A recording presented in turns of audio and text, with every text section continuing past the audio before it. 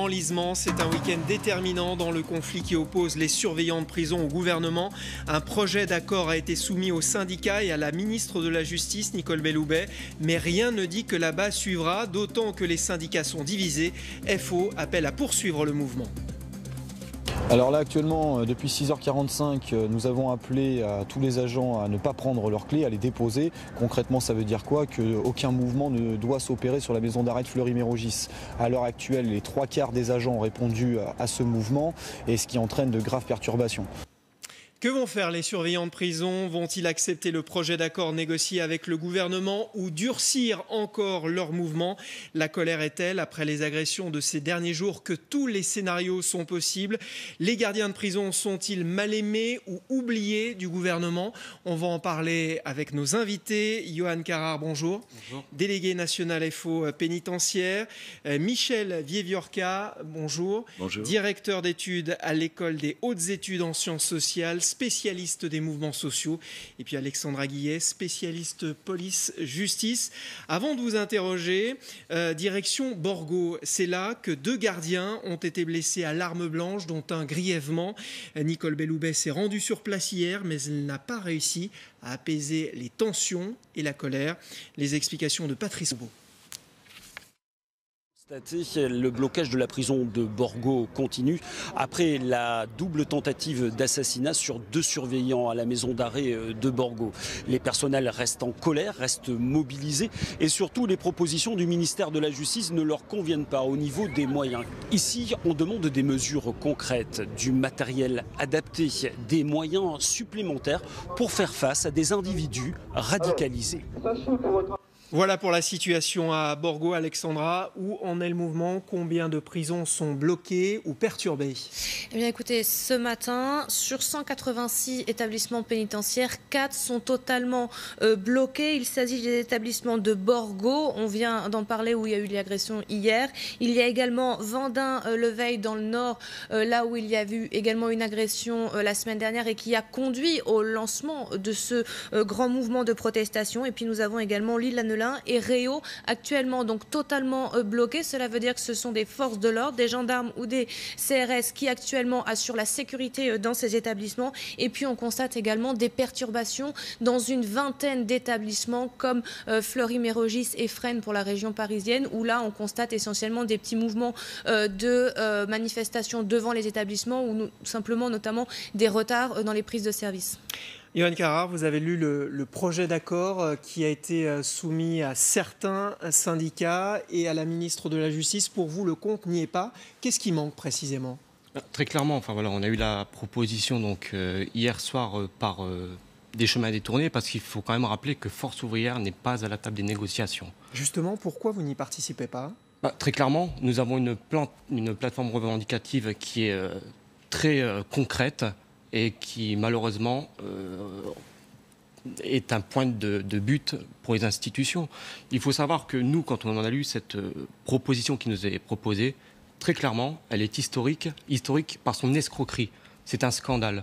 Donc nous, on a appelé à renouveler le combat sur le terrain. Mais pourquoi c'est un scandale? Pourquoi c'est une escroquerie? Expliquez-nous. Nous sommes depuis plusieurs jours en mobilisation. Mobilisation, pourquoi? Parce que nous avons des camarades qui sont tombés, qui ne sont pas tombés sur des petites agressions. Nous avons des agents qui sont tombés par des coups de lame, des coups de couteau. Nous avons encore hier à Borgo des agents qui ont failli mourir, et c'est ce qui nous attend demain si nous ne changeons pas. Résultat des courses, on se retrouve avec un protocole scandaleux qui nous donne 1100 emplois. 1100 emplois, quand on prend la direction interrégionale de Paris, il nous manque déjà minimum 500 emplois pour effectuer nos missions. Donc oui, c'est un scandale.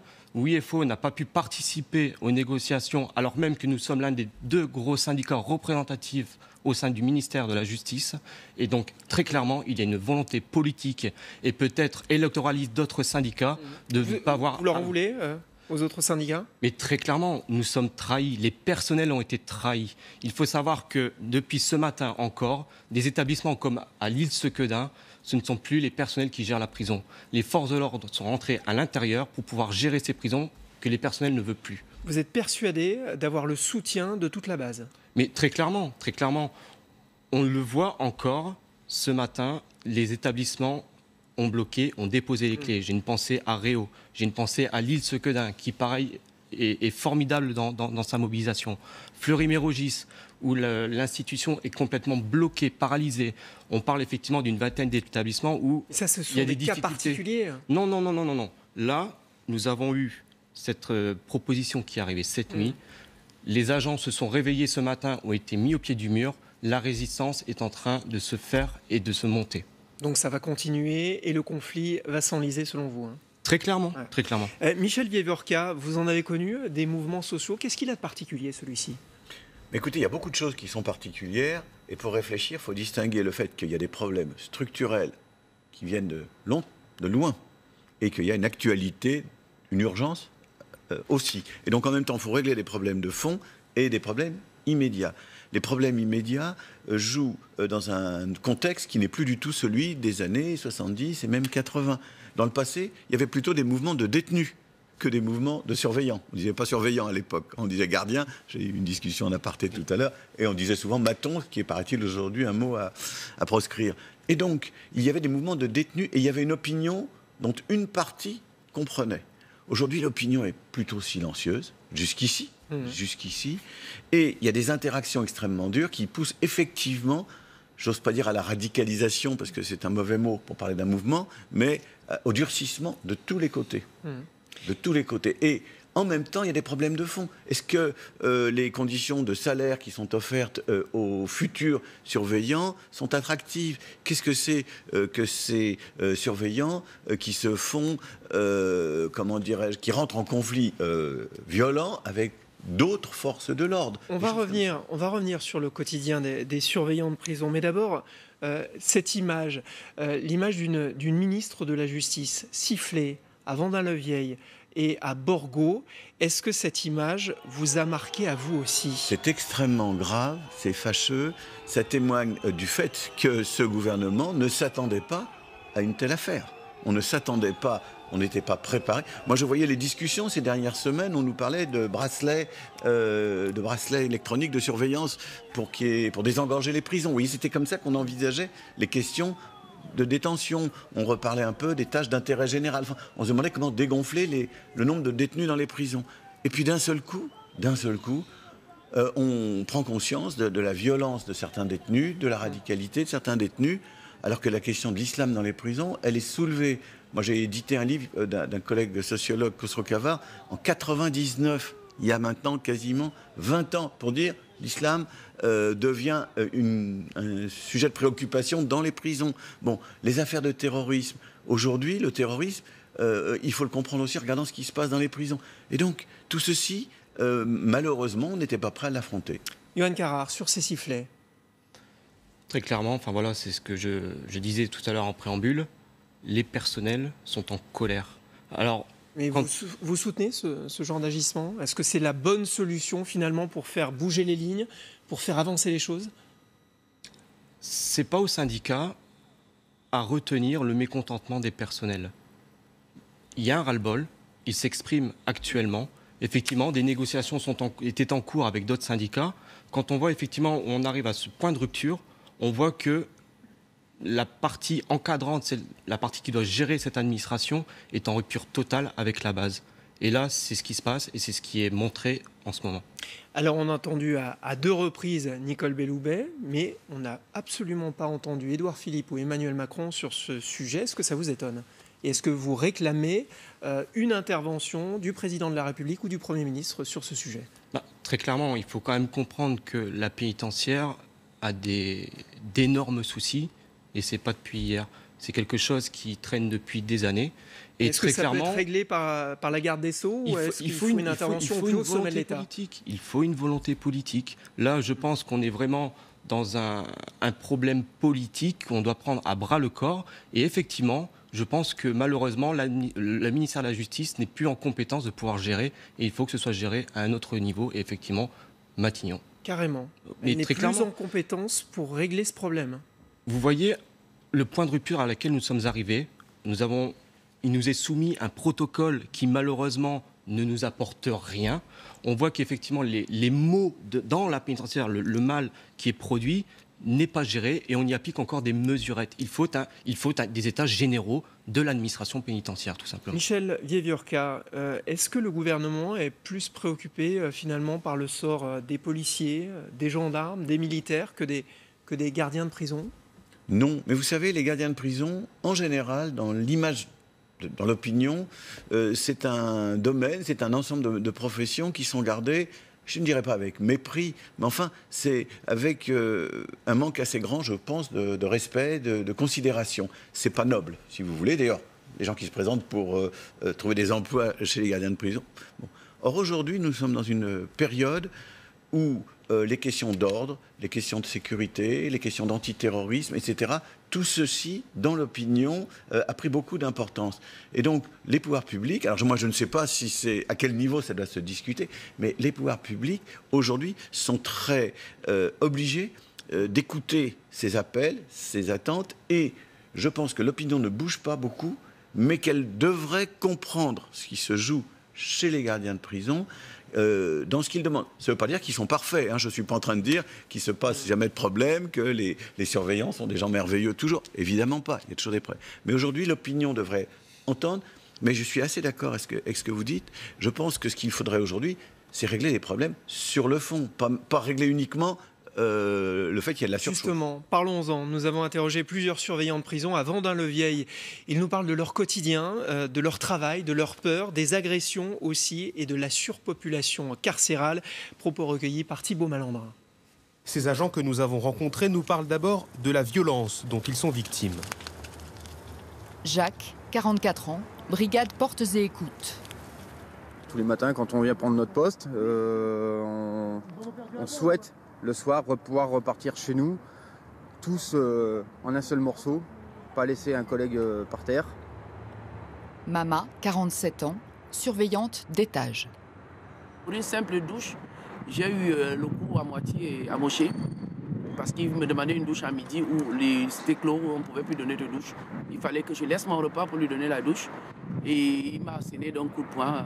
Une violence exacerbée quand il s'agit de détenus radicalisés. Surpopulation carcérale et manque d'effectifs sont pour eux les deux plaies qui minent l'institution. Mike, 34 ans, surveillant d'étage.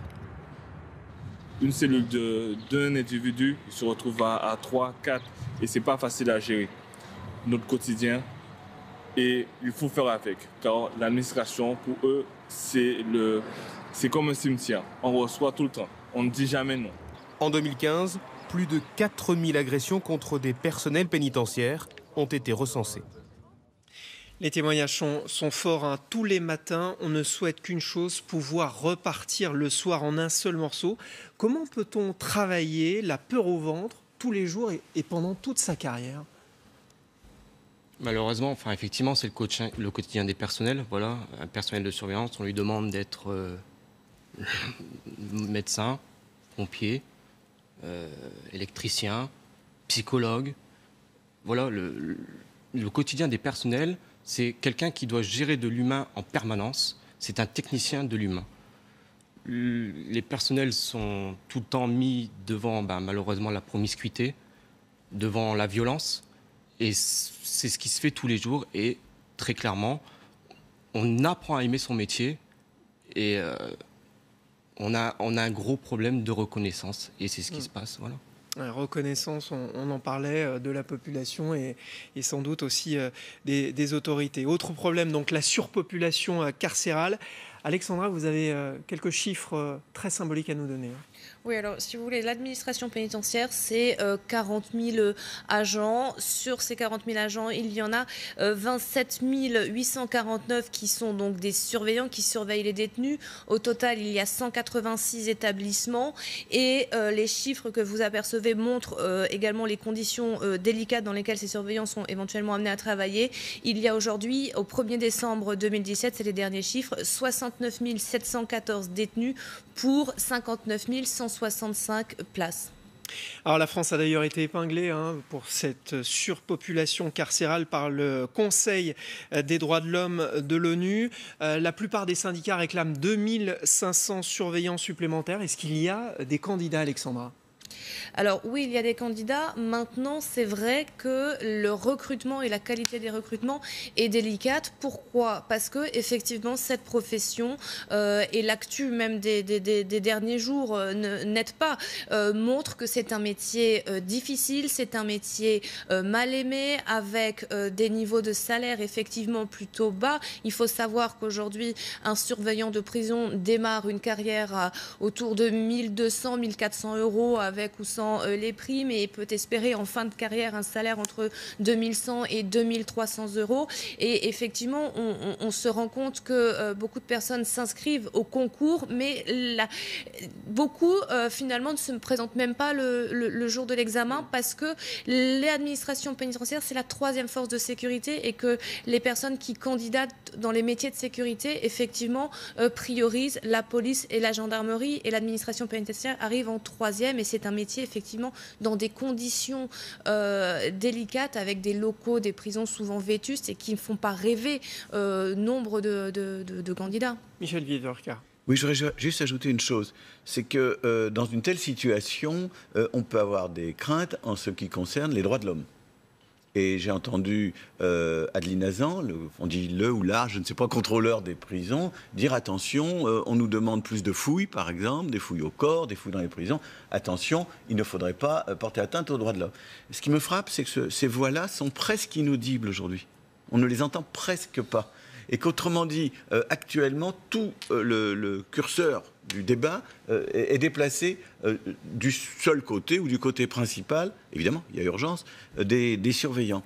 Mais je pense que la réflexion générale, puisqu'on parle d'un problème d'ensemble, devrait aussi inclure cette dimension, ce qui affaiblit pas du tout ce que vous venez de nous décrire, c'est-à-dire surpopulation, conditions de travail, etc. Et on pourra rajouter, j'ai enseigné pendant 1 an dans une prison, c'était plutôt une bonne prison de ce point de vue, c'était à la santé, mais c'est terrifiant. Effectivement, les conditions, c'était il y a quelques années, les conditions de travail sont extrêmement dures. Et quand on voit que la mobilisation des surveillants se heurte aux forces de l'ordre, à d'autres forces de l'ordre, si je peux dire, il faut vraiment s'inquiéter. Quand on voit les surveillants, on dit qu'ils étaient gazés. Hein, il y a eu des tirs de gaz lacrymogène. C'est extrêmement préoccupant, parce que ça veut dire que l'État, qui a le monopole légitime de toute la violence d'État, là, rentre dans des tensions. Il y a une tension extrême entre les forces de l'ordre et les surveillants de prison ces 10 derniers jours. Très clairement, enfin voilà, on est en mobilisation, on veut exprimer notre colère, donc effectivement, ça chauffe, et ça chauffe aussi dans les détentions. Maintenant, pour revenir un peu sur la globalité du projet, Force ouvrière, et c'est un des points de désaccord avec l'entente syndicale qui s'est formée, nous demandons de la sécurité et effectivement du salaire. Pourquoi? Parce que tout est lié. Voilà. Pour faire la sécurité, il nous faut des personnels. Pour avoir des personnels, il faut pouvoir recruter. Et l'attractivité passe aussi dans le recrutement. Donc maintenant, quand effectivement on parle des fouilles, d'humanisation, etc., le surveillant, il est effectivement humaniste. Il travaille l'humain. Maintenant, la sécurité doit être une priorité. Effectivement, je peux entendre le discours des fouilles. J'imagine que c'est aussi la priorité des autres syndicats.